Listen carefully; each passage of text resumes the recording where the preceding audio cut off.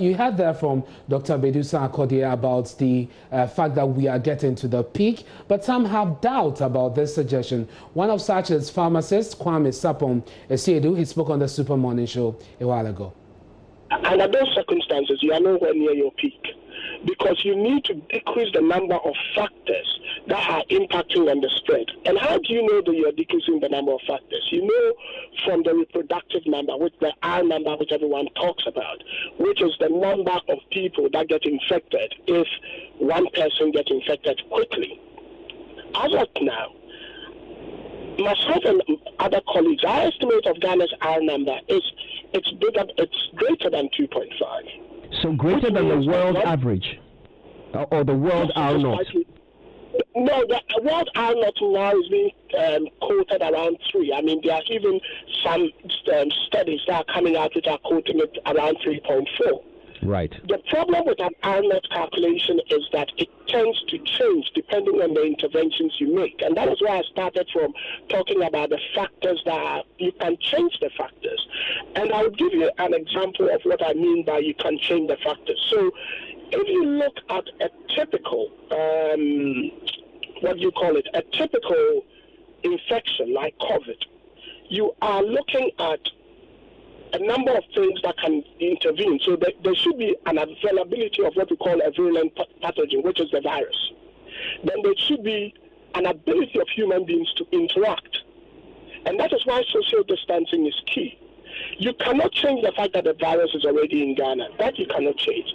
But you can impact on the social architecture where we tend to like to aggregate. You can do that. The other thing is, the final thing that is key is the size of the population available to be infected. Currently, we have about 2,719 infections.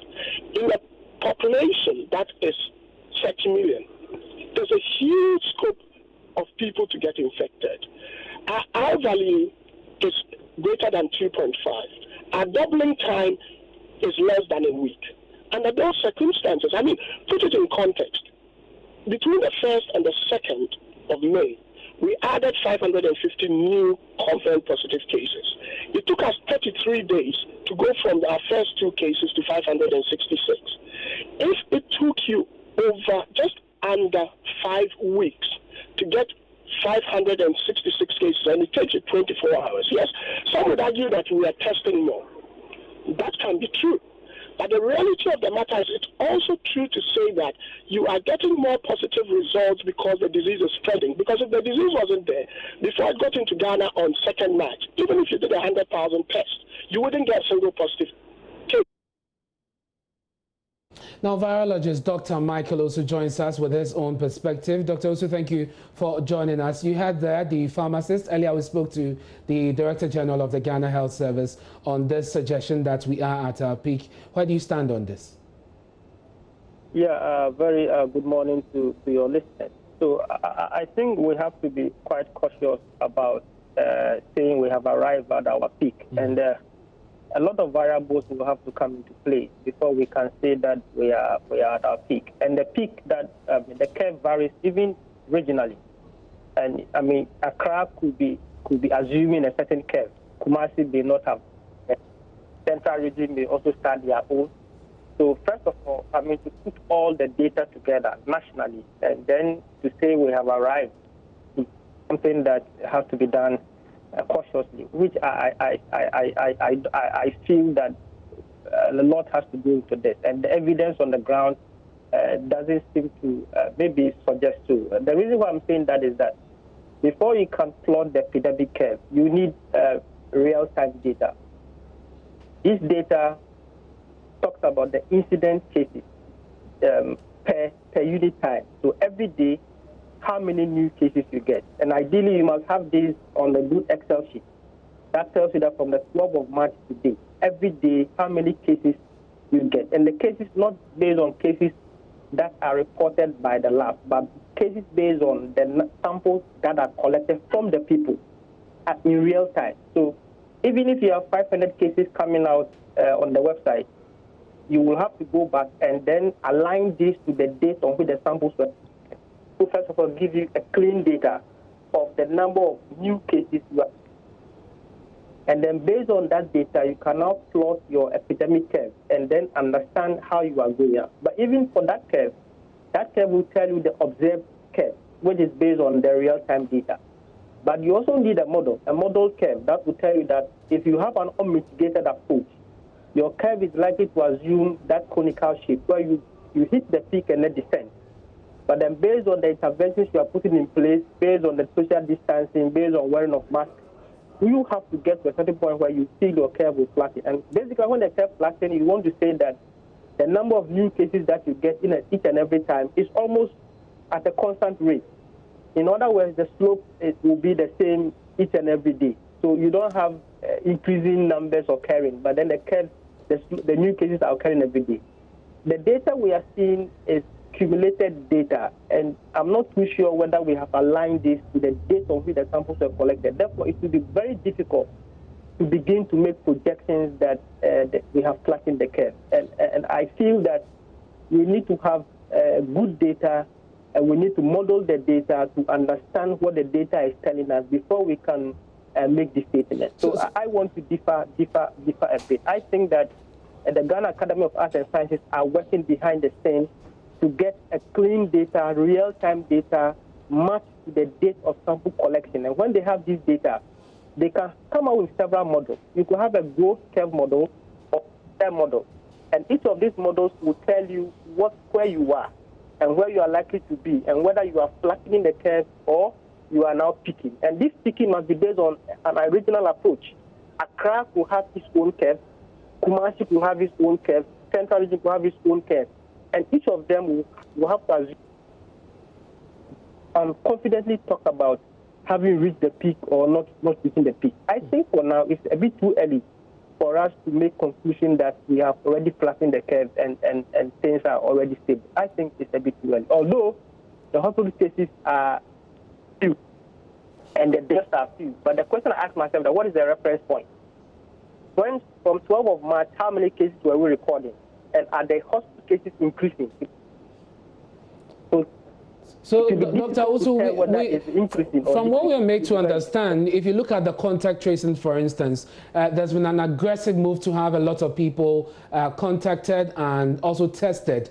They have cleared much of the backlog, and the cases that are coming in are people who necessarily, we've moved from the imported cases. These are people who might have picked it up from the community level. And from what we are told, the numbers are not so significant as compared to the numbers that we got from contact tracing. And even that is going down.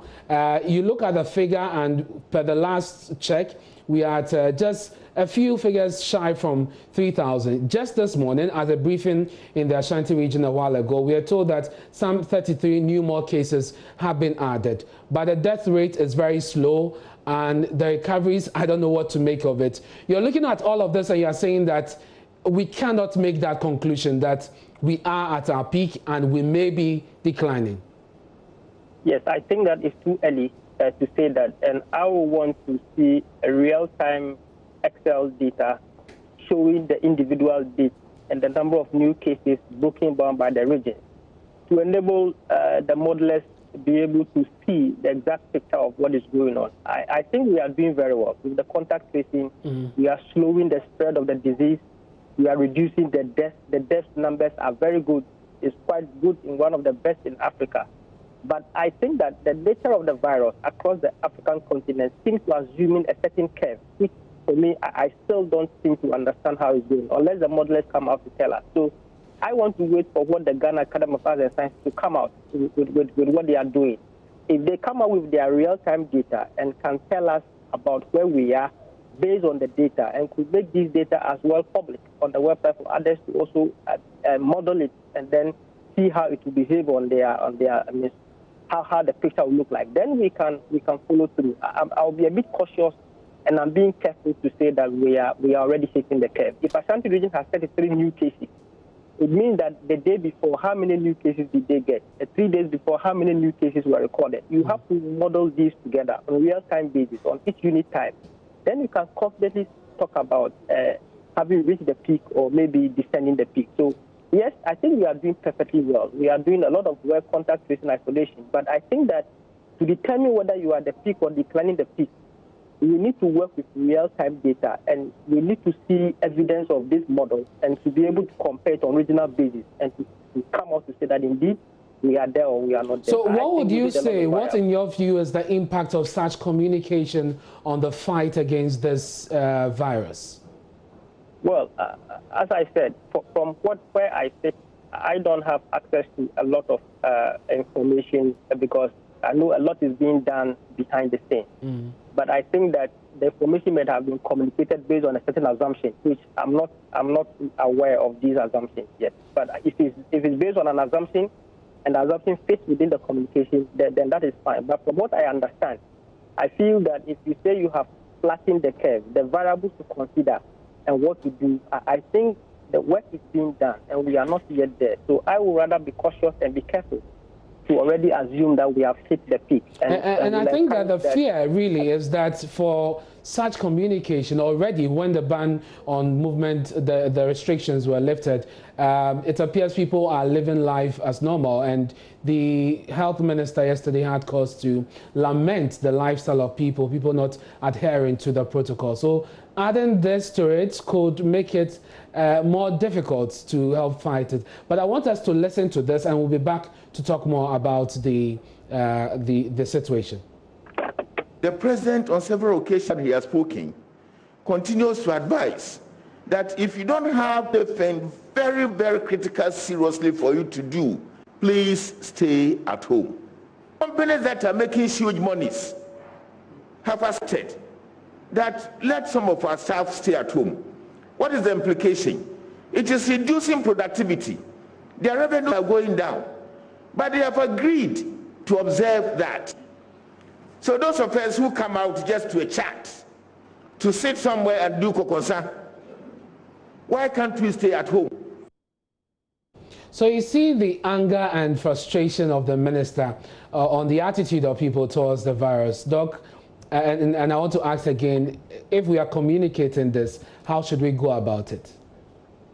Well, I personally, I feel that the minister was being real and he was serious about this. And I feel his communication will drive through the heart of many Ghanaians to take these precaution measures more serious. And we have to hold on to it. I want to say that, well, I don't want to believe the statement about hitting the peak should make people relax and to say that everything is over. I'm not sure that is what is being communicated. I think that this statement was made based on some observed values, which I will want to differ from that. But I think that the statement about precautionary measures is what the minister was emphasizing on. And I think this is the message that we all have to take. And this is what has been communicated by all, including the Director General, the ministers, and all the public health officials, that we should not relax our measures. Whether we have models in place or we don't have models in place, the measures will have to become parcel of us as a community. And we need to do this more seriously, take it more serious, and ensure that we enforce it. And I think this is the message that the public will have to hold on to and adhere to. First, we do a lot of work whilst we encourage the Ghana Academy of Arts and Science to come up with more realistic models and to be able to inform us as to the science behind epidemic curve leveling and epidemic curve flattening and reducing the peak and going up. I want to leave that for the modelers to inform us more about it. Then we can be able to add this to what we are learning and then begin to be able to learn. So I think that the measures we should adhere to this, and we should not relax it based on the statement that has been made. Dr. Michael Owusu, it's always a pleasure speaking to you. Thank you very much for your time here on Newstex, and that's a virologist with the KCCR that's in Kumasi.